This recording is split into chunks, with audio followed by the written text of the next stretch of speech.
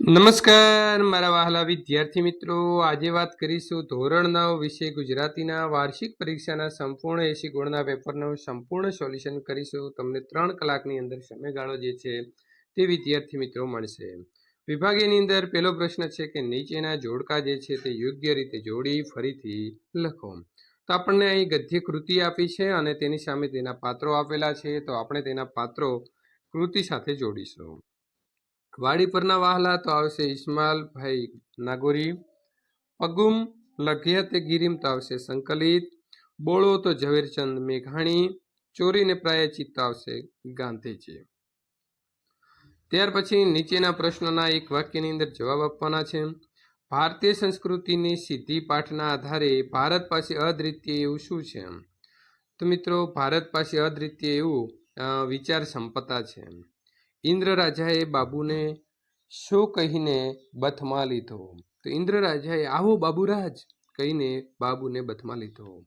કુદરતી પાઠનો પ્રકાર કયો છે? તો કુદરતી પાઠનો પ્રકાર એકાંકી છે. નાનક સાહેબે પોતાનો વારસ કોને બનાવ્યો? તો નાનક સાહેબે પોતાનો શિષ્ય અંગત જે હતો તેને પોતાનો વારસ બનાવ્યો. ગોપાળ બાપા શિંગોડા નદીના કોતરો ખરીદવા ઈચ્છતા હતા, કારણ કે ગોપાળ બાપા શિંગોડા નદીના કોતરની જમીન ખરીદવા ઈચ્છતા હતા કારણ કે કોતરોનું તળ સાચું છે, એની અંદરની ગાળોમાં પાણીની ધરા ભરેલા છે અને ગમે ત્યાં 8 હાથ સુધી ખોદતા જ પાણી નીકળે છે. આ જમીન ઉપર વિશેષ પ્રકારની છે અને શિંગોડાના મારને કોઈ પણ રીતે રોકીએ તો આ કોતરોની અંદર બનારસી લંગડો પાકે અને ગરીબોના અમર ફળ જેવા બોર ઢગલે ઢગલા ઉતરે તેમ છે. ઝડપથી પતાવવાના કેવા કેવા કામ માટે લોકો એકબીજાને ત્યાં જાય છે? તો વંજી બાંધવી, નળિયા ચડાવવા, ઘઉંના પાળા બાંધવા જેવા કામો તથા કોઈ વાર શાંતિનું કામ, ઝાઝા હાથની જરૂર પડે તેવા કામો તાત્કાલિકને ઝડપથી પતાવવાના હોય છે. એ કામો કરવા માટે લોકો એકબીજાને ત્યાં જાય છે અને સાથે મળીને આનંદ કિલોલ કરતા રહે છે. સમઢિયા ગામની કળવી ડોશીએ શિકારીને ગાળો શા માટે આપી? તો શિકારીએ ટૂંકા રસ્તેથી જવા માટે એક ખેતરના ઊભા મોલમાં પોતાનો ઘોડો દોડાવ્યો. ખેતરમાં ડોશી ઊભી હતી. એણે પોતાનો માહોલ એટલે કે પાક ચકદાતો જોયો અને આથી તેણે ઘોડેસવારને 4 ગાળો આપી દીધી. ગોપાળ બાપા પાઠના આધારે સયાજીરાવ ગાયકવાડ વિશે તમારે લખવાનું છે. વિદ્યાર્થી મિત્રો, સવિસ્તાર પ્રશ્નોના જવાબ લખવાના રહેશે અને એક પ્રશ્નના 4 ગુણ રહેશે. તો અહીંથી જોઈને લખી શકો છો. વાડીની લીલી દુનિયા વચ્ચે કેટલા જગત હોય છે? આ વાક્યની અંદર વાડી પરના વહાલા પાઠના આધારે તમારે મિત્રો ચર્ચા કરવાની છે. અહીંથી જોઈને કરી શકશો. વિભાગ બી, મરજીવિયા કાવ્યનો પ્રકાર કયો છે? તો મરજીવિયા કાવ્યનો પ્રકાર સોનેટ છે. રસ્તો કરી જવાના ગઝલના કવિ કઈ રીતે પોતાનું જીવન પૂર્ણ કરવા ઈચ્છે છે? તો રસ્તો કરી જવાના ગઝલના કવિ પોતાનું જીવન પોતાની જ મસ્તીમાં મસ્ત થઈને પૂર્ણ કરવા ઈચ્છે છે. રસ્તો કરી જવાના ગઝલના કવિ મૃત્યુ સામે કોને પડકાર આપે છે? તો રસ્તો કરી જવાના ગઝલના કવિ મૃત્યુ સામે કાળને પડકાર આપે છે. ગોદ માતની ક્યામ કાવ્યના કવિને શિયાળામાં હૂંફ કેવી રીતે મળે છે? તો ગોદ માતની ક્યાં કાવ્યના કવિને શિયાળામાં માતાને લાગણીની હૂંફ મળે છે. નીચે આપેલા પ્રશ્નોના 3-4 વાક્યની અંદર ઉત્તર આપો. સાંદીપનીને ઋષિની ચિંતા તમારા શબ્દમાં વ્યક્ત કરો. સાંદીપની ઋષિ ગામડેથી પાછા ફર્યા ત્યારે જાણ થઈ કે ગોરાણીએ કૃષ્ણ અને સુદામાને જંગલમાં લાકડા લેવા મોકલ્યા છે. તે સમયે મુશળધાર વરસાદ વરસતો હતો. આ બંને ક્યાં અટવાયા હશે અને તેમને ચિંતા થઈ. પહેલાં તો તેમણે ગોરાણી ઉપર ગુસ્સો કર્યો, પણ પછી તરત જ તેઓ વરસતા વરસાદમાં કૃષ્ણ અને સુદામાને શોધવા નીકળ્યા. જંગલની ટાઢમાં ધ્રુજતા કૃષ્ણ સુદામાને જોઈ તેમને આલિંગનમાં લીધા અને બંનેને આશ્રમમાં લઈ આવ્યા. પ્રશ્ન નંબર 6. સમુદ્ર ભણી જતી વખતનો મરજીવિયાનો ઉત્સાહ તમારા શબ્દમાં વર્ણવો. તો સમુદ્ર ભણી જવા માટે મરજીવાએ કમર કસી. તેઓ દ્રઢ નિશ્ચય હતા, આથી એમણે ઉત્સાહથી ડગલા ભરતા સમુદ્ર તરફ પ્રયાણ કર્યું. એ વખતે એમની આંખમાં તેજ હતું અને અંગે અંગમાં અથાગ બળ હતું. પ્રશ્ન નંબર 7. દીકરીની ઘર માટેની ચિંતા.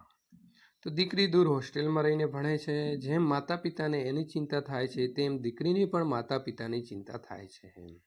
આથી તે પિતાને ફોન ઉપર પોતે હોસ્ટેલમાં લીલા ઝાડવાના પાન જેવી લીલીછમ છે એટલે કે ખુશ છે એમ કહીને ચિંતા કરવાની જરૂર નથી એવો અણસાર આપે છે. તેની માની પણ ચિંતા થાય છે. આથી પિતાને વિનમ્ર ભાવે કહે છે કે મા ભોળી, ચિતાળુ અને ભૂલકણી છે તો એને માઠું નહીં લગાડતા. સવિસ્તાર પ્રશ્નોના જવાબ આપવાના છે. ગુર્જરીના ગૃહકુંજે કાવ્યના આધારે ગુજરાતનું ગૌરવ દર્શાવતા મુદ્દા લખવાના છે. અને મિત્રો તમારે તેજમલ ઓળખવા સાથીઓએ કઈ કઈ પરીક્ષા કરી, આ પરીક્ષાની અંદર તેજમલ કઈ રીતે પાર ઉતર્યો તે પણ તમારે તમારા શબ્દોની અંદર લખવાનું છે. મારા સપનામાંથી લૂછ્યા જરી એની કાવ્ય પૂર્તિ કરવાની છે. તો મારા સપનામાં આવ્યા હરી, મને બોલાવી ઝુલાવી વહાલે કરી, સામે મરકત મરકત ઊભા મારા મનની, દ્વારિકાના સુબા મારા આંસુને લૂછ્યા. વિદ્યાર્થી મિત્રો, અહીં તમારે જોડણી સુધારવાની છે. તો પ્રથમ આપણે વિદ્યાર્થી, તો એની જોડણી, ત્યાર પછી જાતિ સ્મરણ. મોરપીંછના આ પ્રકારે જે ધ્વનિ છે તે ધ્વનિ છૂટા પાડીશું. વિવેક આનંદ, તો એને વિદ્યાર્થી મિત્રો આપણે શું કરીશું, તો એ સંધિ છે તેને જોડીશું તો વિવેકાનંદ થઈ જશે. તિરસ્કાર, તો તિરસ્કારને આવી રીતે કરીશું. સૂંઘતું, તો એ તળપદા શબ્દનો શબ્દ બને છે સંગત, અને સાવજ એટલે બને છે સી. ત્યાર પછી આગળ મિત્રો વાત કરીશું પાસેર, દોડ પાસેર, બરાબર, તો એ દ્વંદ્વ સમાસ બને છે. ઋણ, તો એનો સમાનાર્થી શબ્દ કરજ, બગીચો તો બાગ. આપેલા શબ્દો રવાનુકારી શબ્દ શોધવાના છે. તો મિત્રો છબછબિયામ અને ટપટપ, જે કુદરતી અવાજ છે, નદી ખળખળ વહે છે તો ખળખળ એ રવાનુકારી શબ્દ આવશે, બરાબર છે. સાચો વિરુદ્ધાર્થી શબ્દ શોધો. વફાદારી, તો બેવફાઈ. વિશાળ, તો સંકુચિત. નીચે આપેલી જે પંક્તિઓ છે તેનો અલંકાર આપણે ઓળખાવાનો છે. હલકો અંધકાર ઉતરે છે તો સજીવારોપણ. આટલું ઘરડું ઝાડ આટલું પ્રફુલ્લિત થઈ શકે તો એ વણ સજીવારોપણ છે. ખેલ પૂરો થવો, તો અહીં ટેકનોલોજીના જ્ઞાન દ્વારા સર્જેલી કરામત છે તે પૂરી થવી. બાંધી મુઠ્ઠી લાખની, આ કહેવત તો તમે ઘણી વખત સાંભળી હશે. તો જ્યાં સુધી ઘરની વાત બહાર જાય નહીં ત્યાં સુધી આબરૂ અને ઇજ્જત જે છે તે મિત્રો સચવાય છે. શબ્દ સમૂહ માટે એક શબ્દ આપો. તમાકુ વગેરે પીવા માટેનું માટીનું એક પાત્ર, તો તેને કહેવાય ચલમ. વાક્યનો પ્રયોગ કર્તરી, કર્મણી, ભાવે અને પ્રેરક વાક્ય શોધીને લખવાના છે. કર્તરી વાક્ય, બા માથું ઓળે છે. કર્મણી વાક્ય, હનુમાનથી પર્વત લવાય છે. ત્યાર પછી મિત્રો આગળ કર્તરી વાક્ય, હું પત્ર લખું છું. કર્મણી વાક્ય, મનીષાથી વાતું કરતો હતો. વાક્યનો કાળ ઓળખાવાનો છે. એની આયુધારા હજી વહેશે, તો ભવિષ્યકાળ છે. આળ કરી આલિંગન દે છે, તો એ વર્તમાન કાળ છે. ત્યાર પછી મિત્રો આગળ વાત કરીશું પૂર્વ પ્રત્યય અને પર પ્રત્યય શોધવાનો છે. અધિપતિ, તો પૂર્વ પ્રત્યય છે, અને અર્પતિ, તો એમાં પર પ્રત્યય છે. વિભાગ ડી, નીચે આપેલા પંક્તિનો વિચાર વિસ્તાર કરો. સજ્જન કેરા સંગથી ટળે બધા પરિતાપ, શીલ લાખ પર દાબતા ઉત્તમ ઉઠે છાપ. તો વિદ્યાર્થી મિત્રો, આ કાવ્ય પંક્તિ તમે આ રીતે શીખવા, અહીં તમે લખી અને જવાબ આપી શકો છો. ત્યાર પછી પત્રલેખન છે. તો પત્રલેખનની અંદર તમારા શહેરથી 10 કિલોમીટર દૂર આવેલા રંગ રસાયણનો કારખાનામાં દૂષિત પ્રવાહી નદીના જળમાં ભળે છે, તેથી નદીનું પાણી પીવાલાયક રહ્યું નથી. આ અંગે ઘટતી કાર્યવાહી કરવા માટે રાજ્યના આરોગ્ય મંત્રીને તમારે અરજી કરવાની છે. પ્રથમ તમારું અહીં સરનામું લખી દેવાનું રહેશે, બરાબર છે. તારીખ પણ તમારે પરીક્ષા હોય એ જ દિવસની લખવાની છે. ત્યાર પછી અહીં તમારે જેને પત્ર લખવાનો છે તેનું સરનામું, ત્યાર પછી અહીં વિષય અને આદરણીય મહોદય. હવે નીચે તમારે આખી વિગત પત્રની અંદર એટલે કે લખવાની રહેશે, તમને કઈ કઈ તકલીફ પડે છે. અને ત્યાર પછી વિદ્યાર્થી મિત્રો, આપનો વિશ્વાસ શું કરી અને અહીં તમારે તમારું લી આપનો વિશ્વાસ શું ઉપર સહી કરવાની છે, અને જે શહેરમાં રહેશો એ શહેરના નાગરિકના પ્રણામ. હવે વિદ્યાર્થી મિત્રો, અહીં તમારી શાળાની અંદર ઘણા બધા અલગ અલગ ઉત્સવો ઉજવાય છે. તેમાંથી અહીં રમત ઉત્સવ ઉજવાયો છે. તો એકલવ્ય શાળામાં યોજાયેલ રમત ઉત્સવ. ત્યાર પછી વિદ્યાર્થી મિત્રો, ખાસ આ જગ્યા ઉપર જે તારીખે કાર્યક્રમ થયો છે તેની તારીખ લખવાનું ભૂલશો નહીં. ત્યાર પછી આ પ્રકારે તમારે લખવાનું રહેશે. અહીં ગદ્યખંડ વાંચવાનો છે અને તેના મિત્રો પ્રશ્નોના જવાબ 1 થી 4 ના આપવાના છે. તો આ ફકરો તમે 2 વખત વાંચી જશો તો બધા જ પ્રશ્નોના જવાબ તમને વિદ્યાર્થી મિત્રો આવડી જશે. ના આવડે તો કોમેન્ટ કરજો, કોમેન્ટમાં તમને બધા જ પ્રશ્નોના જવાબ મળી જશે.